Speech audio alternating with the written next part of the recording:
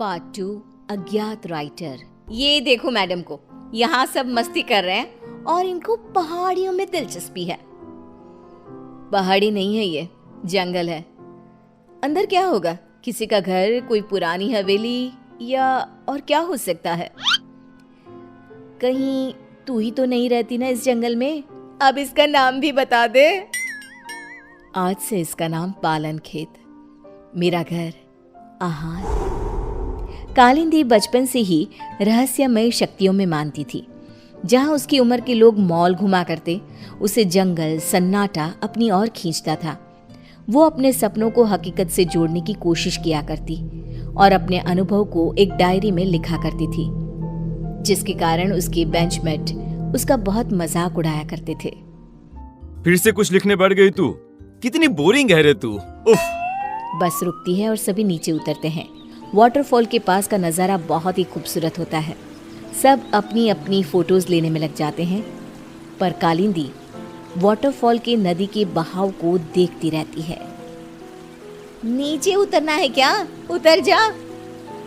सुष्मिता की बात पर कालिंदी चिढ़ जाती है और नदी के बहाव के साथ चलती हुई उसी जंगल में पहुंचती है जिसको उसने पालन खेत नाम दिया था।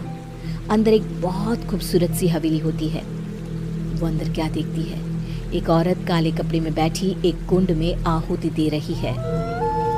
ओम फट स्वाहा, ओम फट स्वाहा।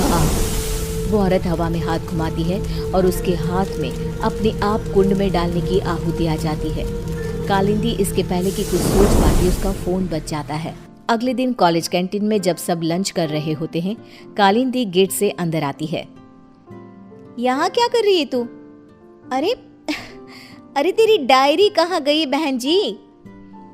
आज बड़ी सोशल बन रही हो कालिंदी, क्या बात है? सुष्मिता के सभी दोस्त कालिंदी को परेशान करने लग जाते हैं।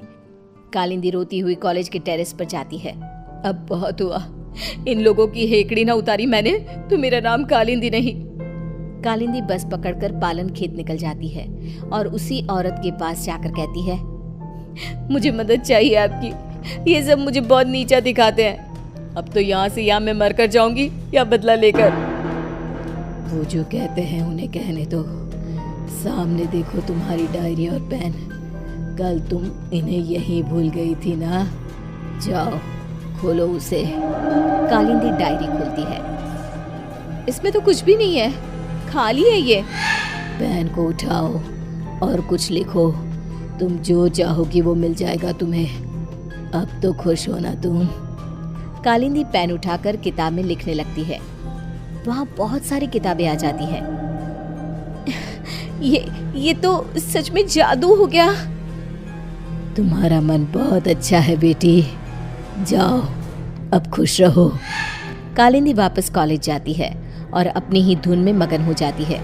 उसकी खुशी बाकी लोगों से बर्दाश्त नहीं होती और उसके पीजी के कमरे के बाहर सभी ताका झाके करने लग जाते हैं। अब क्या मांगू? जान, छोटा सा जान, हाथ में कैसा लगता होगा ना? ये क्या बकवास कर रही है? सही में तेरा ऊपर का माला खाली है। तुझे ही देखना था ना इसकी खुशी का राज। चल अब। दोनों आगे बढ़ ही रहे होते हैं कि खिड़की से एक रोशनी आती है। दोनों देखते हैं कि कालिंदी के हाथ में सच में चांद है। ये मेरी आंखों का धोखा है। धोखा है, ऐसा कैसे हो सकता है? नहीं। ये भ्रम नहीं है, ये सच्चाई है। पर इसे ये कहां से मिला? सोच, अगर हम इसे चुरा ले तो? और रोहन उस पेन को चुराने में जुट जाता है। वो सोचता है कि रात को कालिंदी के कमरे के बाहर आग लगा देगा ताकि वो भागेगी और रोहन पेन चुरा लेगा। रात को रोहन पेन के लालच में आग लगाने जाता है, पर आग बेकाबू हो जाती है और कालिंदी कमरे से बाहर ही नहीं आ पाती। बचाओ, बचाओ! कालिंदी मर जाती है। मंदाकिनी को कालिंदी की मौत का एहसास हो जाता है। मार डाला उन्होंने मेरी भोली बच्ची को, अब कोई नहीं बचेगा। यहाँ आ बेटा, मेरे पास आ कालिंदी। कालिंदी की आत्मा वहां आकर अपना गुस्सा दिखाती हुई कहती है, हे सारी शक्तियों के देवता, अगर मैंने कभी भी किसी का भला चाहा हो तो मैं अपने सभी अच्छे कर्मों के बदले इंसाफ चाहती हूँ।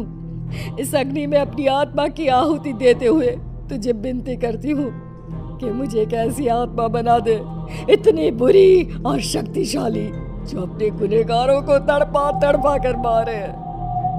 ये कहकर कालिंदी की आत्मा आग में समा जाती है और आग से निकलकर कालिंदी के गुस्से से पैदा हुई आत्मा उसके पैन में समा जाती है और फिर शुरू होता है मौत का खेल। सुष्मिता अपने कमरे में सो रही होती है। रात को उसका फोन बजता है। It's me, Rohan. दूसरे नंबर से कॉल करना पड़ा। तुम कॉलेज के पीछे वाली पहाड़ी पर आओ, मुझे तुम्हें कुछ बताना है। इसके पहले कि सुष्मिता कुछ बोल पाती, फोन कट हो जाता है। सुष्मिता नाइट ड्रेस में ही भागते हुए कॉलेज के पीछे की पहाड़ी पर जाती है। जंगल की धूत अंधेरे में दिखता है वो चमकता हुआ पेन। मान गए रोहन, तुम्हें आखिरकार पेन मिल ही गया। सुष्मिता पेन उठाने जाती है कि पेन में से कालिंदी की आत्मा बाहर निकलकर सुष्मिता को पहाड़ी के ऊपर से नीचे धक्का दे देती है। ये तो बस शुरुआत थी, सब मरोगे। और वही होता है, जिसने भी कालिंदी को दुख दिया था सब मर जाते हैं। पर आत्मा अब इतनी क्रूर हो चुकी थी कि वो रुकती ही नहीं। अब पेन और ज्यादा खून की प्यासी हो गई थी। एक दिन 16 साल का एक लड़का करण नदी के किनारे बैठा हुआ होता है। एक चमकती हुई पेन उसका ध्यान अपनी ओर खींचती है।